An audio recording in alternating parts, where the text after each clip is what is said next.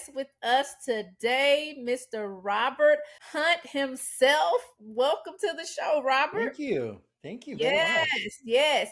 This show is so exciting because it is going to talk about accountability. And a lot of people, yes, a lot of people in my People are audience, listening going, no, that's not exciting. that is so exciting. You know why, Robert? Because it holds so many people back. So Mm, we want to help people today move forward and agreed. grow. Right on. Move forward and grow. So welcome to the show. Thank you.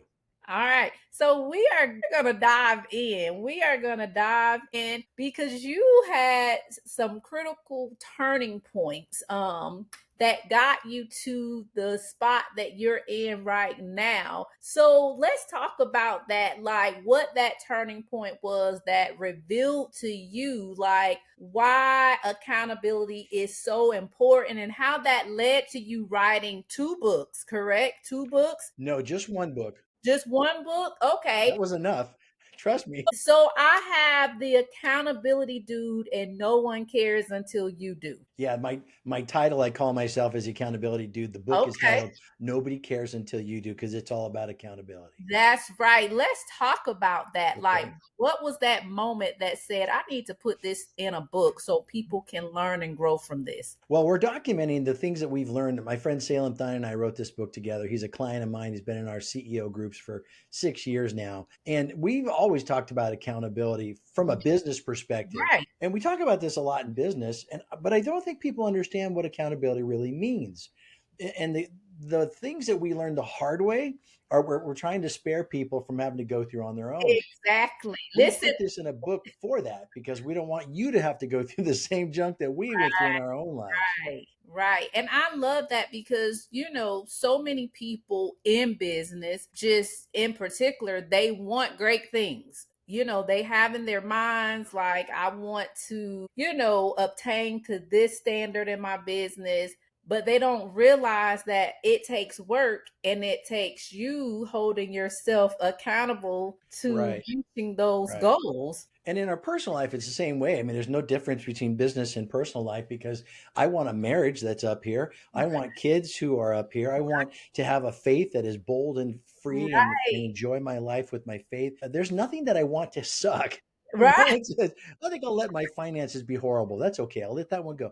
But we do that by default when we don't take accountability for things. And there is a big difference between accountability and responsibility.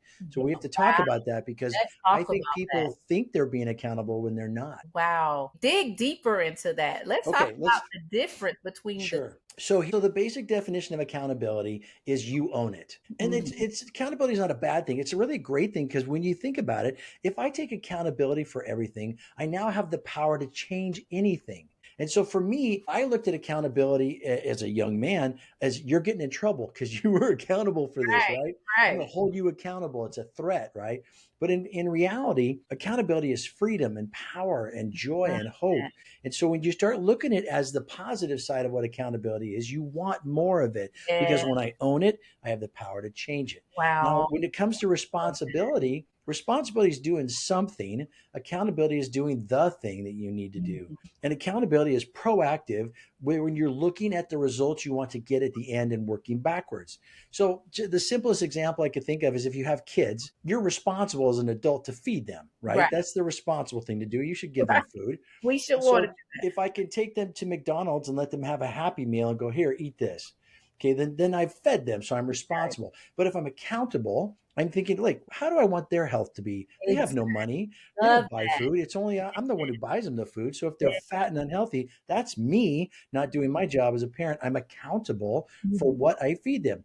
Also, if I want them to grow up and be responsible adults, they need to learn how to cook. So they Right. should help me cook and set the table and clean and wash dishes. So they learn that life isn't free and easy. You have to work for it, that we share the responsibilities together. And then when we have the food, some kid doesn't like broccoli, she doesn't like pork chops.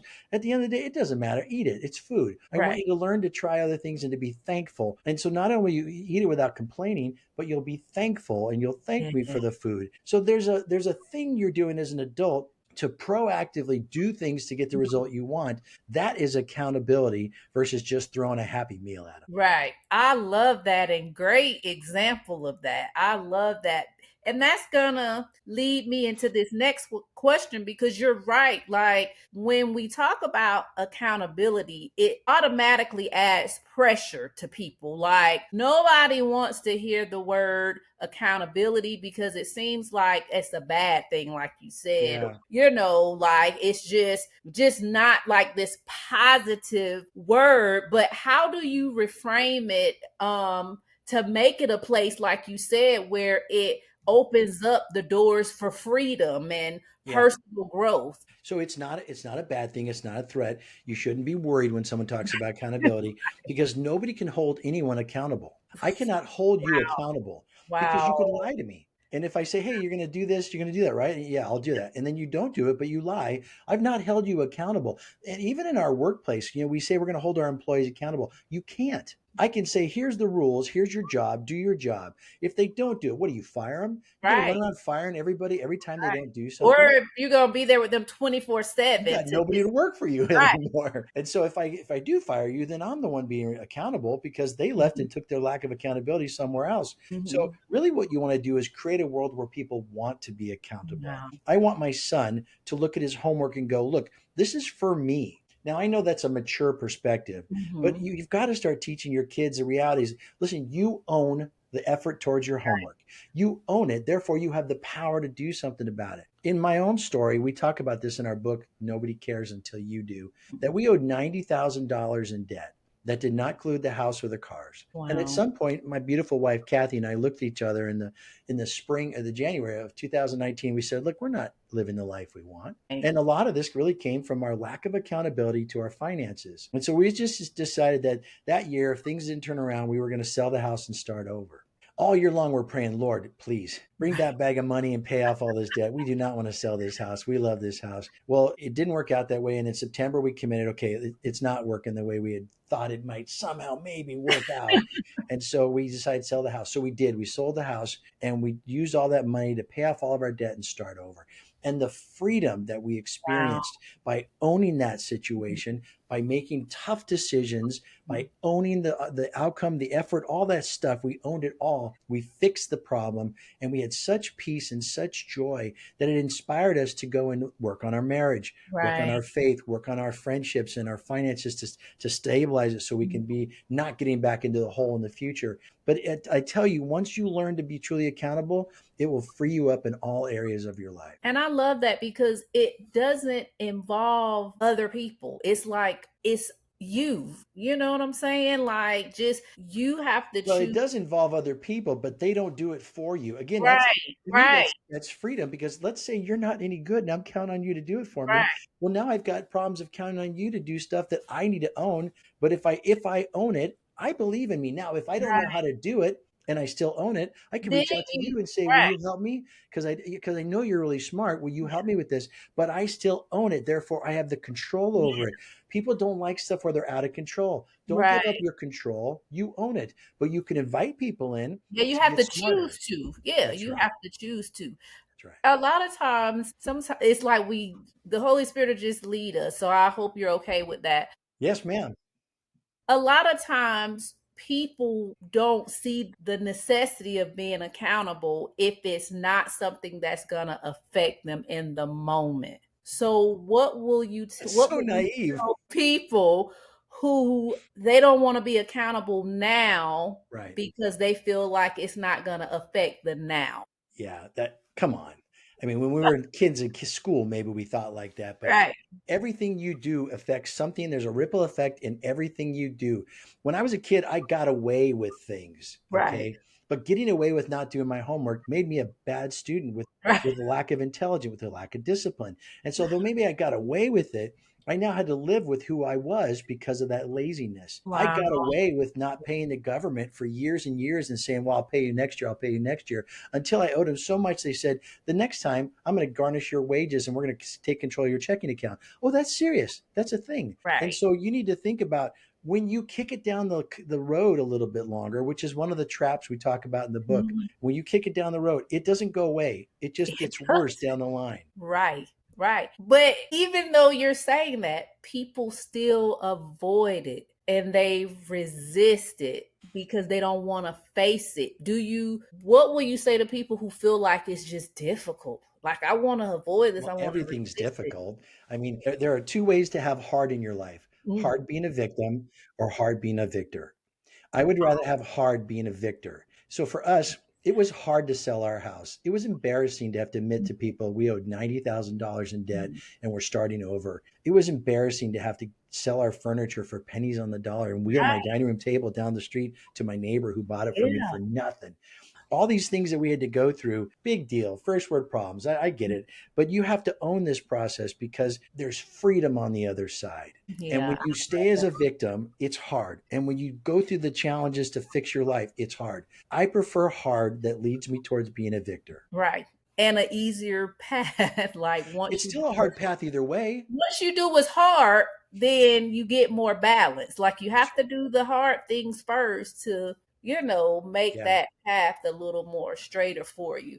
So what would you tell somebody would be the first steps if they want to say, if they're saying, you know what, I'm listening, y'all. I'm just gonna dive out. I'm gonna choose to start taking the first step of being accountable. What would you say to them? The first step is to be aware of where you're not being accountable. We Wow. hold ourselves a victim in four ways when it comes to accountability. We blame, we make excuses, we say we can't do anything about it, or we wait and hope. Now, we've done all four of those things all our lives.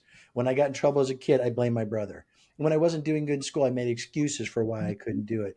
When I'd say I can't do something about it, it took the heat off. Well, if you can't do anything about it, I guess you're just screwed. But then Yeah. it left you as a victim. And the last one was, well, maybe next year will get better. Maybe next year, maybe next year. And it just gets worse and worse. So we saw all four of those in our own journey. And the way that you become aware of where you're playing a victim is you go to our website and take the satisfaction assessment. Go to Okay. nobodycaresbook.com. And for free, you can take the assessment. We don't ask your personal information. And we want you to be honest with yourself. Are you not happy with your marriage? Are you not happy with your finances? Have you walked away from your faith with the Lord? What's Wow. going on in your own personal and professional life? Just score it and then ask why. And Right. once you look at the why, you go, well, my parents were mean to me. Okay. The economy's bad. The president's horrible. Okay. I don't like my boss. Okay. What are you going to do about it? And when you come to the what are you going to do about it, that's when you blame, make excuse, say I can't do Mhm. anything about it, or wait and hope it gets better. We have found that when you own it and you take control of it, you can do something about it. It Right. may be effort, it may be hard, but now you're on the start to the road of real accountability and the power that comes with that. I love that. Now, we're going to have to talk deeper about this wait and hope. Because of as a believer myself, and I know you are a believer, many believers just wait. They just like, I'm waiting on God. They put it Yeah, yeah, completely on him. So let's talk about sure. what I part learned this a we have long time ago. I learned this many years ago. It's called active waiting. to play. And the reality is, God cannot steer a ship that isn't moving. And so, Wow. as you wait, like a farmer doesn't just sit there and go, well, where's the crops? The farmer goes and plows the field, puts the seed in the ground, waters it, pulls the weeds, get the birds and the critters away, and then takes care of it until he harvests the results. You, in your own life, you do not know how many ears of corn will grow on the things that you do. It could be two, it could be 100. We Mhm. don't know. But the reality is you have to own the effort. You have to Right. proactively do something for God to be able to say yes. And Yes. so if you have a problem with your job and you don't know what to do about it, God is not going to just go, well, let me just bring you a job. Mhm. It rarely happens. You have to put Right. some effort into it. And when he brings it to you, if you're not open to it, you may miss it entirely. Anyway. You're engaged in this whole process, but Mm. trusting in the Lord is doing the best of your ability and leaving the results to God. And it Amen. still requires you do the best of your Right. ability because that's what God has called us to be. We should be the best workers, the best employee, the best parent, the best friend, because we work in the power of the Spirit of God. We can Right. do all these things. We can do everything He's brought our way through the power of God. So we should be the best. Yes, I love that. Thank you for sharing that. Because that's so true. A lot of times people don't, waiting in the waiting, we have to be doing. And Mhm. people just think waiting means idle, and that is not what that means. That's No. not what that means. So you talk about your balance between leadership and purpose and just balancing life out. So can someone really have work and life balance? Is that even possible? No. No, the reality is it does not work. We have tried it for years and years. We as business owners get very consumed in the work we do. And you as an employee or you as a business owner, you all have Mhm. the same experiences. But the reality is there is no such thing as work-life balance. Mhm. But what there is work-life integration, where we Okay. become one person everywhere. And that is the challenge, is that you have to practice being one person everywhere so that you can seamlessly go from work to personal life back and forth at any time, and it's not a big deal. The That. problem we've not dealt with is the lack of margin that needs to be created to be able to pull that off well. And so we've dealt with this in our CEO groups where we challenge business owners, look, you're on overload all the time. And Right. most people in the world live on overload. You overload your time, you Mhm. overload your finances, you Mhm. overload your health. All of those things overload your emotions. And we're just running around pissed off at everybody Right. because we've just overloaded Oh, everything. yeah. Yeah. So what I teach my clients to do is to create a room where there's room for the unexpected. That's called margin. Yeah. Whatever I'm currently going to carry allows me to stay below my limit. So when something goes wrong and the train goes off the track, I can deal with that for a while. I get it Right. back in line and I cool it down.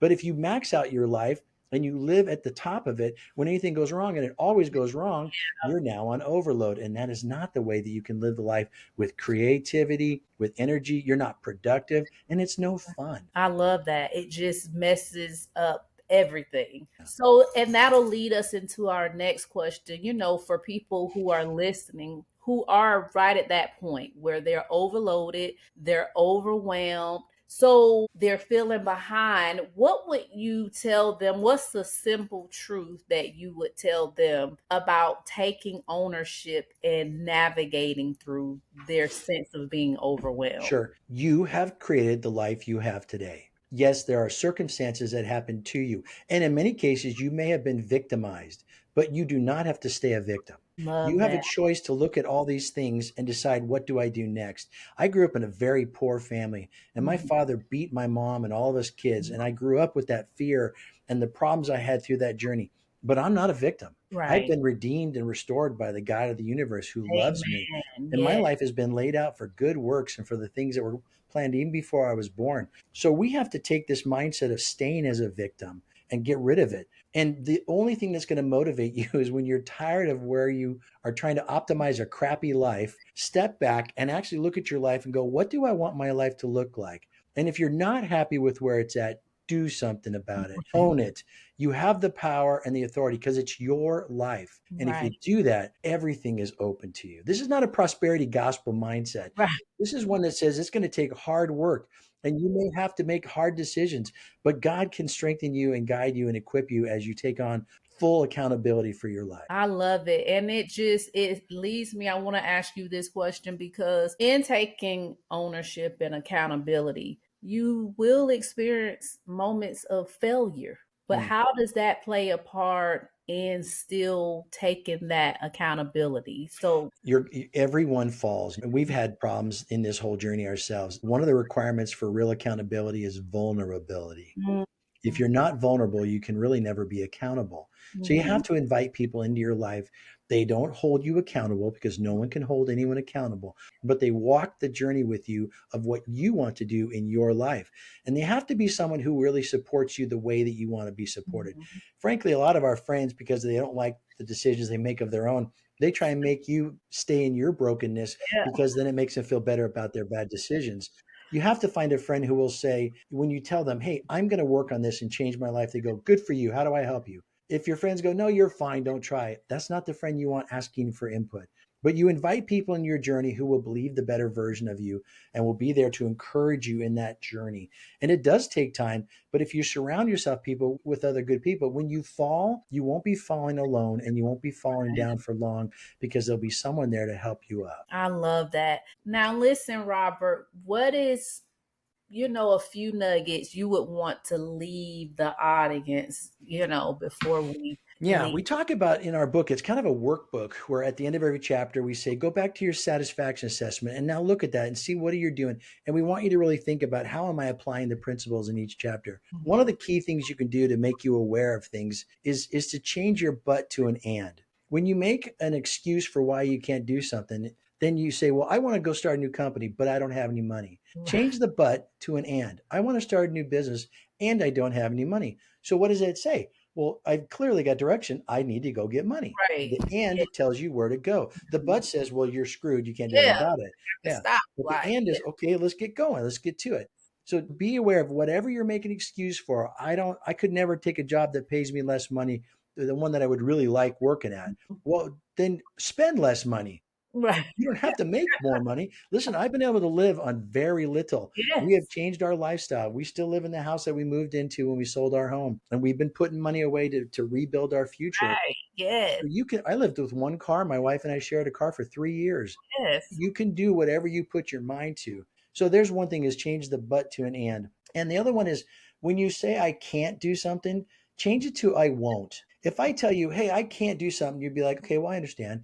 But if I Right. say I won't, you go, well, why not? And Right. now I have to explain, well, why am I saying I this? love Because that. that's an excuse that I'm using, but it's really not truth. I just don't want to do it. I don't Right. want to have a hard decision. I don't want to give up my lifestyle. I don't want to deal with these issues.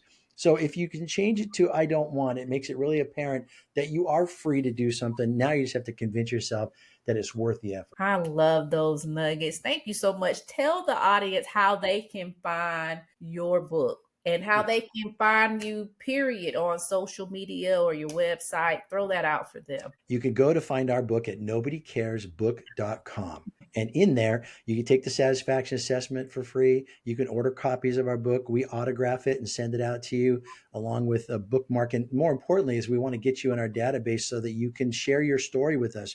When Yes. you send us a copy of your satisfaction assessment, we want to know how your journey goes and support you along the way. So nobodycaresbook.com. And then you can find me. You can send me an email. Tell me what this podcast meant to you and some of your questions. I'll answer every single email that comes my way. I love it, Robert. Well, I have so much to chew on. Like in this time frame, I feel like we've covered so much. And I don't know about my audience, but I'm going to do my own self assessment and I'll have to check you out on your website to see if it's some areas where I need to, get myself together and be more accountable. Thank you so much for coming on From the Gutter to Growth, where we want to see people heal, whole, and growing. Until next time, audience, be blessed. Bye bye. All right.